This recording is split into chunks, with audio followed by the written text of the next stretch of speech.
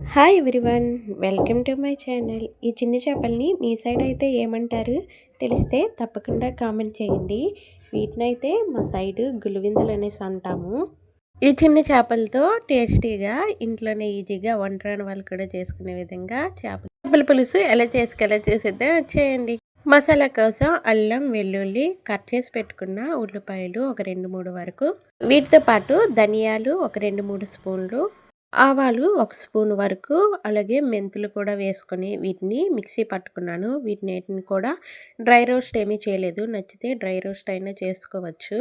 అడుగు మందంగా ఉండే పాత్ర పెట్టుకొని ఒక 3-4 స్పూన్ల వరకు ఆయిల్ వేసి, ఆయిల్ హీట్ అవ్వగానే కొన్ని మెంతులు వేసుకున్నాను. ఈ మెంతులు చిట్టుపట్టలాడగానే ఒక ఉల్లిపాయ తీసుకొని నిలువుగా కట్ చేసుకున్నాను. ఆయిల్ హీట్ అవ్వగానే ఈ ఉల్లిపాయను వేసి గరిటతో బాగా ఫ్రై చేసుకున్నాను. ఈ ఉల్లిపాయ ముక్కలు లైట్గా ఫ్రై అవుతున్నప్పుడు కట్ చేసి పెట్టుకున్న ఒక మిర్చిని కూడా యాడ్ చేసుకున్నాను. ఉల్లిపాయ ముక్కలు నూనెలో దోరగా వేగాక ముందుగా మిక్సీ పట్టుకున్నాం కదా ధనియాలు, పచ్చిమిర్చి, అల్లం వెల్లుల్లి, వీటిని కూడా నూనెలో వేసి పచ్చివాసన పోయేంత వరకు ఆయిల్ సపరేట్ అయ్యాక వరకు ఫ్రై చేసుకోవాలి. మీడియం సైజు ఒక 2 టమోటాలను తీసుకొని కచ్చాపచ్చాగా ప్యూరీ చేసుకున్నాను.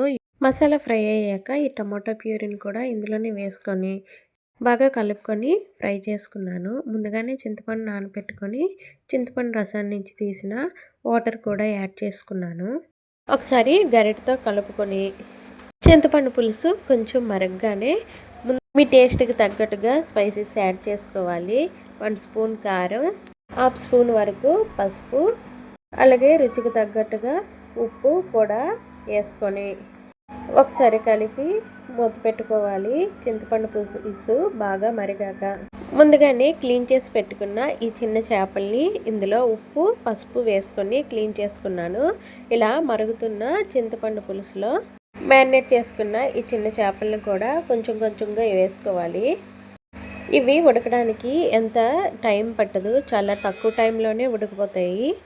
ఈసారి ఇలాంటి చిన్న చేపలు దొరికేటప్పుడు పక్కా ఇంట్లో ఇలా పులుసు ఒకసారి ట్రై చేయండి, చాలా టేస్టీగా ఉంటుంది. వీటిని వండడం నేనైతే ఇదే ఫస్ట్ టైము, ఇంతకుముందు ఎప్పుడు వీటితో ఇలా ట్రై చేయలేదు. ఇలా పులుసు కాకుండా ఈ చిన్న చేపలతో ఇగురులా చేసుకున్న కూర చాలా బాగుంటుంది. ఒకసారి గరిటె పెట్టుకొని వేయగానే కలుపుకోవాలి, లేదంటే గరిటె కాకుండా ఒకసారి కుదుపుకుంటే చేప ముక్కలు అయితే విరగకుండా బాగా వస్తాయి. ఫైనల్గా ఇంట్లో దంచుకున్న ధనియాల పొడి, కొంచెం ఫిష్ మసాలా కూడా యాడ్ చేసుకున్నాను.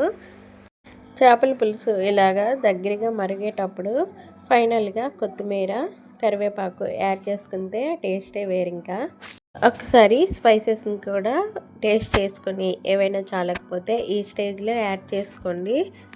చేపలు కూడా ఏవి విరగకుండా మంచిగా ఉన్నాయి. వేడి వేడి అన్నంలో ఈ చేపల చారు వేసుకొని తింటే ఆ టేస్టే వేరింకా.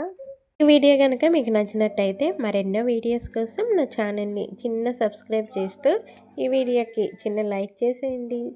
మీరు ట్రై చేసి ఎలా వచ్చిందో ఫీడ్బ్యాక్ కామెంట్ చేసేయండి.